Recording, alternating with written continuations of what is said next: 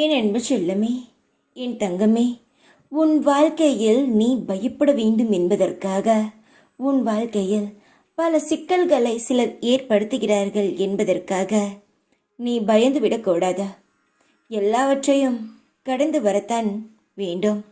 அப்பொழுதுதான் பல பிரச்சனைகளிலிருந்து தானாக வெளியே வர நீயாகவே கற்றுக்கொள்வாய்.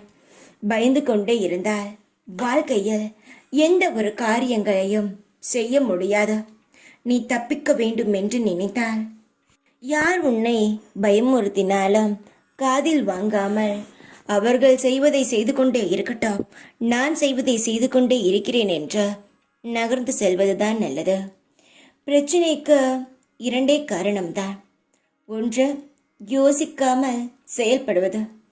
ரெண்டாவது, செயல்படாமல் யோசித்து கொண்டே இருப்பது. நீ பயத்தின் காரணமாக யோசித்து கொண்டே இருக்கிறாய்.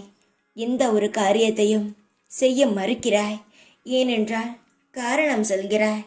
பயம் என்ற பேர்பட்ட நபர் உன்னை பயமுறுத்தினாலும் கவலைப்படாதே. உனக்கு என் மீது முழு நம்பிக்கை இருந்தால் எந்த பெரிய பிரச்சனை வந்தாலும் அது உனக்கு பிரச்சனையாகவே தெரியாதா? அது ஒரு கனவாக மறைந்துவிட. நான் இருப்பதை நீ எப்பொழுது உணர்கிறாயோ, யார் உன்னை பயமுறுத்தினாலும் நீ பயப்படாமல் உன் வேலையை செய்வாய்.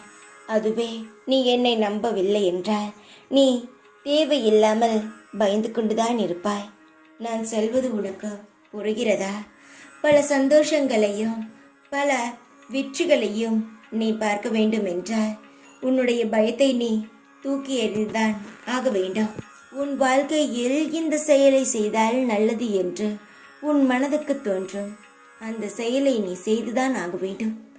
ஏனென்றால் உனக்கே தோன்றுகிறது அல்லவா, உன் மனதில் நான் தான் நல்ல எண்ணங்களையும் தோன்ற வைக்கிறேன். என் தங்கமே, நீ புரிந்து கொள்ள வேண்டும். உன் வாழ்க்கையில் எந்த ஒரு கஷ்டமும் வராதா. சில பிரச்சனைகள் வரலாம், ஆனால் அது தானாகவே சரியாகிவிடும்.